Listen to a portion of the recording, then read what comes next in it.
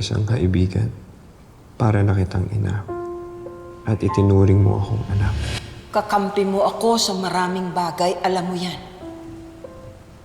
Pero sa pagkakataong ito, ikinalulungkot ko. Hindi kita maaring panigan. Alam ko kung saan nanggagaling si Christy.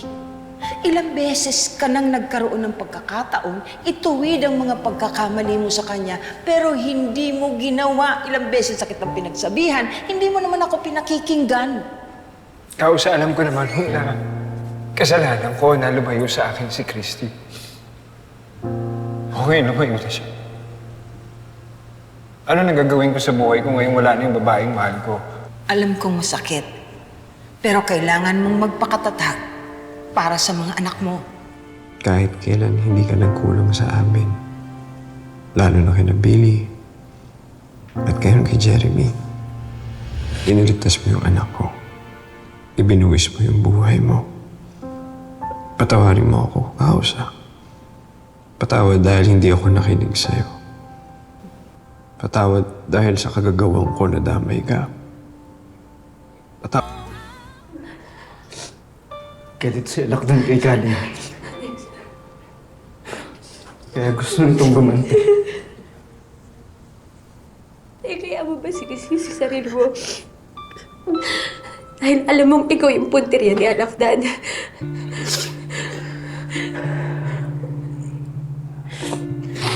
Or sinisisi mo ba yung sarili mo? Kasi hindi dahil sa'yo, hindi mo mapunta si Kausa sa bahay nila Jordan. Is that it? Pero wala namang mag-aakalang pupunta sila dun eh. Wala namang mag-aakalang susugod si Alakdan dun. Yes, nobody knew. It's not your fault. Dahil paano nalaman? Paano nalaman ni Tito Shaina at ni Alakdan? Paano nila nalaman kung nasa yung bahay nila Sir Jordan? Tama na! Tama na! Tama na!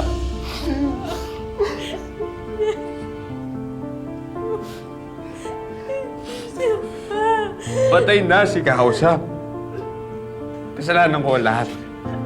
Hindi na siya mababalik. Hindi na siya mabubuhay. Hindi na siya mababalik!